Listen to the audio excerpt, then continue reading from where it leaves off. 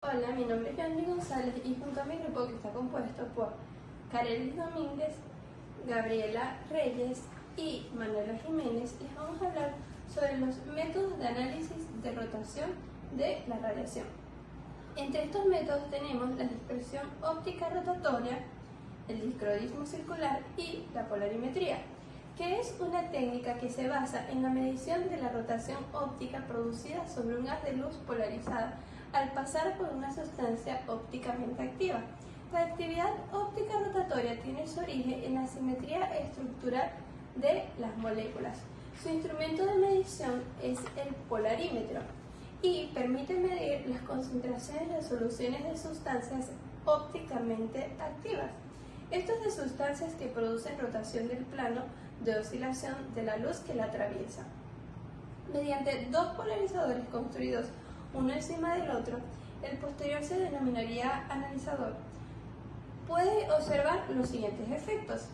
1. Cuando el analizador está paralelo al polarizador, la luz traspasa y el plano de oscilación desaparece. 2. El analizador en perpendicular al polarizador. Se extingue la luz y el observador ve la posición oscura. Y el tercer caso sería cuando entre el polarizador y el analizador puesto en perpendicular se introduce una sustancia que cambia el nivel de polarización de luz. Esta sustancia sería ópticamente activa. El vector campo eléctrico se gira en un ángulo determinado. Debe girar el analizador hasta alcanzar la posición oscura.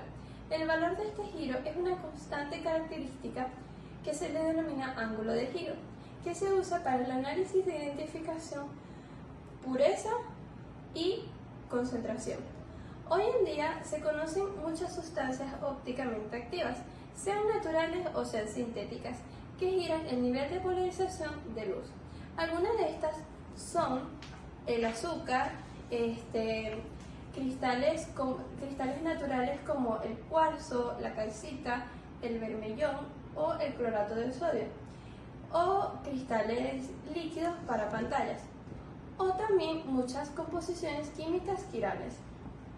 La quiralidad es la propiedad de un objeto de no ser superponible con su imagen especular y se denominan enantiómeros o isómeros a dos imágenes especulares de una molécula quiral y que juegan un papel importante en la medicina y la alimentación, por ejemplo, el ácido ascórbico o vitamina C. ¿Qué es un polarizador y un analizador?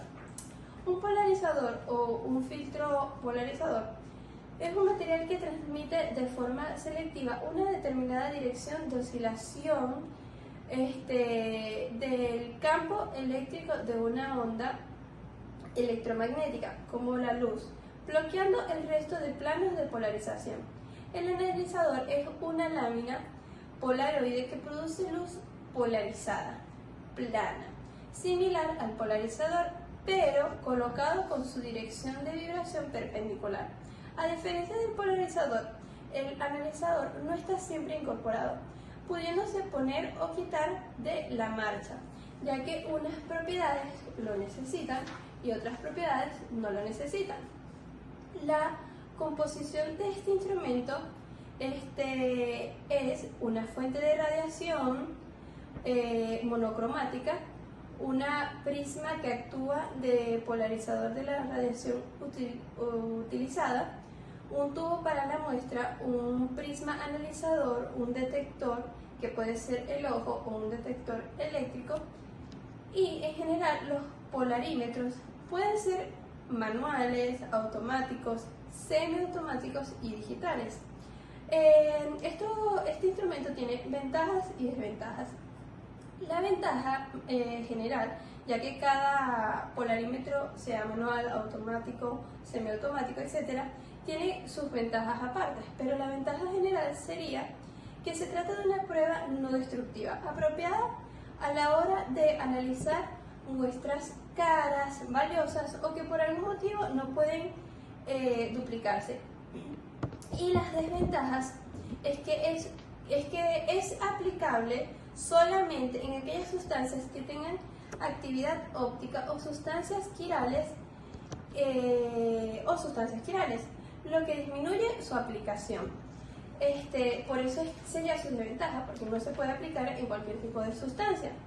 Y su aplicación sería que son ampliamente aplicables en las industrias quirales, en las industrias químicas y farmacéuticas, para el control de calidad. Existen más de 60 variedades de sustancias químicas listadas, de las cuales se puede medir con un polarizador, es decir, que si tiene una aplicación muy amplia. Es un método para comprobar la pureza y para determinar la concentración de sustancias ópticamente activas, por ejemplo, glucosa, fructosa, sacarosa en la industria azucarera, la industria láctea, la vitivinicola, la industria de bebidas y la industria de la fruta. Muchas gracias por su atención. Buenos días, mi nombre es Manuela Jiménez. Dispersión óptica rotatoria, ORD. Es un principio científico que se define como la variación en la rotación óptica de una sustancia con un cambio en la longitud de onda de la luz que pasa a través de él. ORD tiene muchos usos científicos que requieren ciertos equipos científicos con el fin de ser estudiado y manipulado. Una forma más avanzada de tecnología utilizada en ORD es el espectrofotómetro, el cual se usa para medir la intensidad de un haz de luz en función de la longitud de onda de la luz. Es un dispositivo muy sensible que puede medir vigas que son solo nanómetros, milmillonésima de metro de largo. Para que un espectrofotómetro realice las funciones correctas, es necesario que cuente con aquellos componentes que lo ayudarán en su labor. Por lo tanto, un espectrofotómetro se compone de fuente de luz o lámpara, el lente, el monocromador, selector de longitud de onda, cubeta de muestra, fotodetector y pantalla digital. La ORD se utiliza en un número de áreas científicas e industriales. Uno en particular es la industria azucarera sacarosa, el nombre químico para el azúcar blanco que utiliza en muchos alimentos diferentes. Es una de las sustancias que tiene las propiedades especiales requeridas para PTO. Durante el proceso de refinado, la ORD se utiliza para examinar las moléculas de sacarosa en el jarabe de caña de azúcar para garantizar que los cristales de azúcar se separen correctamente. También se utiliza en medicina y estudios minerales ORD. Gracias. Buenos días, mi nombre es Gabriela Reyes y hablaré sobre dicroísmo circular, que es un fenómeno originado por la absorción en diferentes magnitudes de los dos componentes fundamentales de la luz planarmente polarizada por parte de una muestra cuyas moléculas son quirales y enantioméricamente puras. Tanto el campo eléctrico como el campo magnético constituyen la luz planarmente polarizada. Se propagan siguiendo una forma sinusoidal. La forma de esta última en realidad es el resultado de la combinación de dos trenes de radiación más fundamentales, los cuales poseen una forma helicoidal. La luz polarizada en un plano se puede descomponer en dos componentes polarizados circularmente opuestos. Ambos componentes están en fase y son de la misma amplitud. Al pasar un medio ópticamente activo, cada componente puede interactuar de manera diferente con los centros quirales de las moléculas presentes. Si los índices de refracción del medio son distintos para cada componente, se produce un desfasamiento entre ellos que provoca la rotación del plano de polarización en un ángulo A, dándose un proceso de dispersión que se conoce como dispersión óptica rotatoria. Si los componentes circularmente polarizados son absorbidos en diferentes grados por la sustancia, la luz que pasa a través de la misma estará polarizada eléctricamente y se dice que la sustancia tendrá dicroísmo circular, una magnitud expresada en unidades elípticas moleculares. Tanto la dispersión óptica rotatoria como el dicroísmo circular varían con la longitud de la onda, pudiéndose representar la rotación o electricidad frente a la misma, obteniéndose espectros de estos fenómenos. Los espectros de discroísmo circular se obtienen generalmente en las regiones del ultravioleta cercano, que sería de 250 a 350 nanómetros, y lejano sería de 180 a 250 nanómetros, de la radiación electromagnética. El instrumento JASCO desarrolla el espectro polarímetro de discroísmo circular modelo J815, cuyo diseño óptico junto a la posibilidad de realizar varios tipos de medidas la convierten en una auténtica herramienta quiroóptica. Sus características: bancada de diseño compacto, fuente de luz xenón de 150 watts en refrigeración de aire y 400 watts en refrigeración por agua, excelente relación señal-ruido, accesorios con un preciso control de temperatura, sistema Pilter, titulación automática y accesorios específicos. Muchas gracias. Buenos días, soy Karen Domínguez, continúo el punto de el discroísmo circular. Aplicación. Estudio de la configuración absoluta de compuestos orgánicos. Estudio de la estructura secundaria de proteínas y biopolímeros. Estudio conformacional de las moléculas en disolución. Requisitos de las muestras. Las muestras deben entregarse adecuadamente etiquetadas, envasadas y acondicionadas para asegurar su identificación, integridad y conservación durante el transporte y garantizar la seguridad del personal que lo realiza. La muestra deberá presentarse en disolución, siendo la concentración la adecuada para el análisis.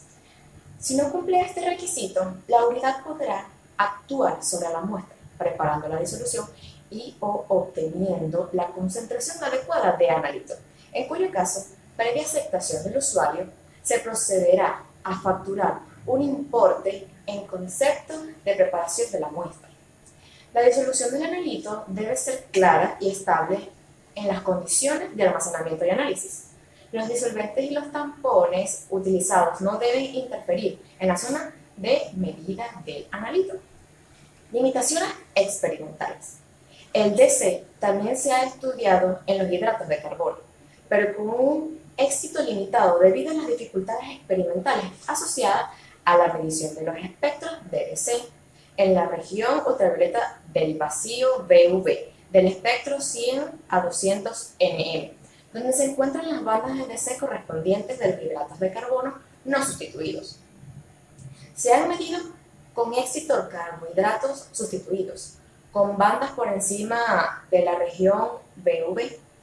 La medición del DC también se complica por el hecho de que los sistemas tampón acuosos típicos suelen absorber en el rango en el que las características estructurales muestran una absorción diferencial de la luz polarizada circularmente.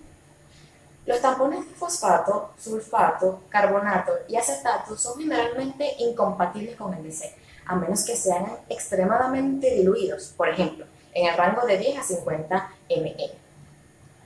El sistema de tampones TRIS debe evitarse por completo cuando se realiza el DC de un UV lejano. Los compuestos de borato y onio se utilizan a menudo para establecer el rango de pH adecuado para los experimentos de DC. Algunos experimentadores han sustituido el ion cloruro por fluoruro, porque este absorbe menos en el UV lejano, y algunos han trabajado en agua pura. Otra técnica casi universal es minimizar la absorción del disolvente utilizando celdas de menor longitud de trayecto cuando se trabaja con el UV lejano. Las longitudes de trayecto de 0.1 mm no son frecuentes en este trabajo. Además de la medición en sistemas acuosos, el DC, en particular el DC de ultravioleta lejana, puede medirse en disolventes orgánicos, por ejemplo, el etanol, metanol, trifluoroetanol, que es PFE. Este último tiene la ventaja de inducir la formación de las estructuras de las proteínas, induciendo láminas beta en algunas y hélices alfa en otras, que no mostrarían en condiciones acuosas normales. Sin embargo, los disolventes orgánicos más comunes, como el acetonitrilo, el THF, el cloroformo y el diclorometano, son incompatibles con el DC de ultravioleta lejana. Puede ser interesante observar que los espectros de DC de proteínas utilizados en la estimación de la estructura secundaria están relacionados con las absorciones de los orbitales pi de los enlaces amida que unen a los aminoácidos. Estas bandas de absorción se encuentran en parte en el llamado ultravioleta de vacío, longitud de ondas inferiores a unos 200 nm. La región de longitud de onda de interés es en realidad inaccesible en el aire debido a la fuerte absorción de la luz por parte del oxígeno en estas longitudes de onda. Muchísimas gracias. Buenos días, mi nombre es Manuela Jiménez. Continúo con los límites. Con lo dicho anteriormente, agrego que en la práctica estos espectros no se miden en el vacío, sino en un instrumento sin oxígeno lleno de gas nitrógeno puro. Una vez eliminado el oxígeno, quizá el segundo factor técnico más importante para trabajar por debajo de los 200 nm sea diseñar el resto del sistema óptico para que tenga bajas pérdidas en esta región. En ese sentido, es fundamental el uso de espejos aluminizados cuyos revestimientos hayan sido optimizados para tener bajas pérdidas en esta región del espectro. La fuente de luz habitual en estos instrumentos es una lámpara de xenón de alta presión y arco corto. Las lámparas de arco de xenón ordinarias no son adecuadas para su uso en el UV bajo. En su lugar deben utilizarse lámparas especialmente construidas con envolturas de sílice fundida sintética de gran pureza. La luz de las fuentes de ciclotrón tienen un flujo mucho mayor a longitudes de onda cortas y se ha utilizado para registrar el DC hasta 160 nm. En 2010 se utilizó el espectrofotómetro de DC de la instalación de anillos de almacenamiento de electrones ISA de la Universidad de Aarhus, Dinamarca, para registrar espectros de DC en estado sólido hasta 120 nm. A nivel mecánico cuántico, la densidad de características del discroísmo circular y la rotación óptica son idénticas. La dispersión óptica rotativa y el discroísmo circular comparten el mismo contenido de información cuántica. Gracias.